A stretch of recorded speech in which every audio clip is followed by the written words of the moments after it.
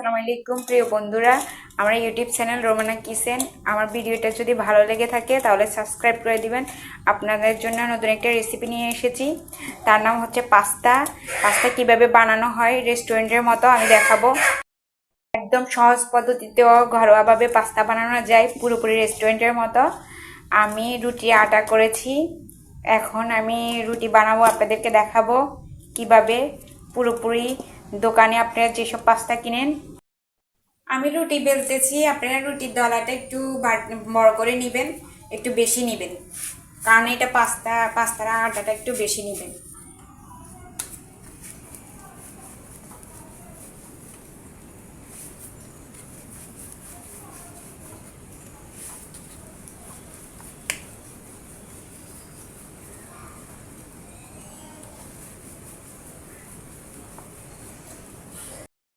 আমার রুটি বানানো হয়ে গেছে, রুটি আটাটা একটু মোটা করে নেবেন। আমিও দেখেন আমি কীরকম মোটা করে নিয়েছি। আর আমি একটা ছুরি দিয়ে সবগুলো কেটে নিচ্ছি, এভাবে কেটে নেবেন।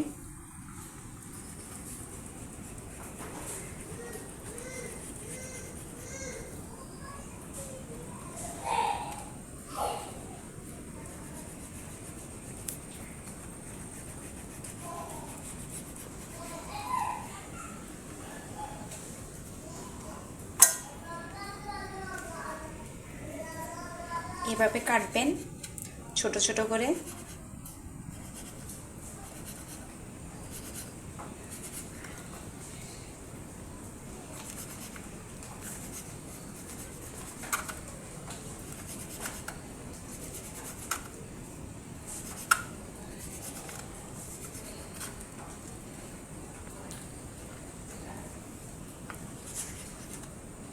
সবগুলো কাটা হয়ে গেছে, সবগুলো আমি এখন কেটে ফেলেছি। আর একটা পাতিলে কিছু পানি গরম করতে দিয়েছি, ফুটন্ত গরম পানিতে এগুলো সবগুলো ঢেলে দিব।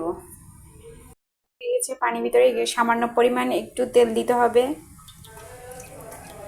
যেন একটার সাথে একটা না লেগে যায়, সেজন্য একটু তেল দিয়েছি, যেন সফট হয়। এগুলা পানির ভিতরে দিয়ে দিতেছি এক এক করে।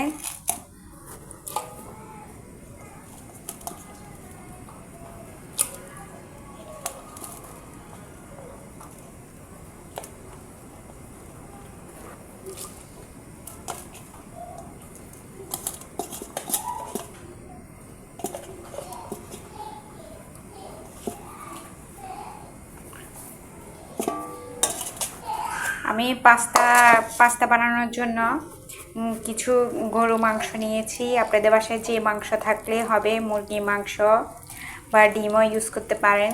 যেটাই আমি গরু মাংস ছিল তাই গরু মাংস ইউজ করতেছি। এখন গরু মাংসগুলো ভালো করে কষিয়ে নিব। কিছু পেঁয়াজ দিতেছি,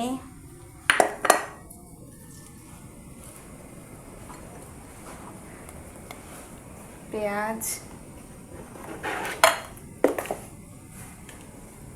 রসুন বাটা,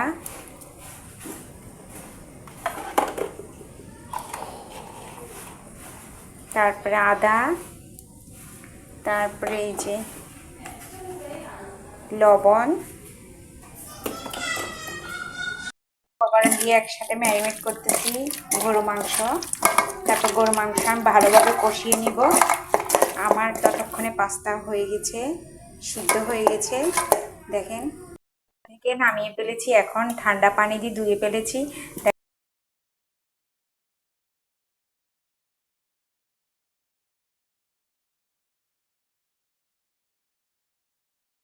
ভালোভাবে কষানো হয়ে গেছে, এখন পাস্তাগুলো গরু মাংস ভিতরে আমি ঢেলে দিতেছি।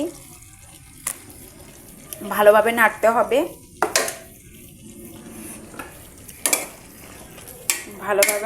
গরু মাংসের সাথে ভালোভাবে মিশিয়ে দিতে হবে।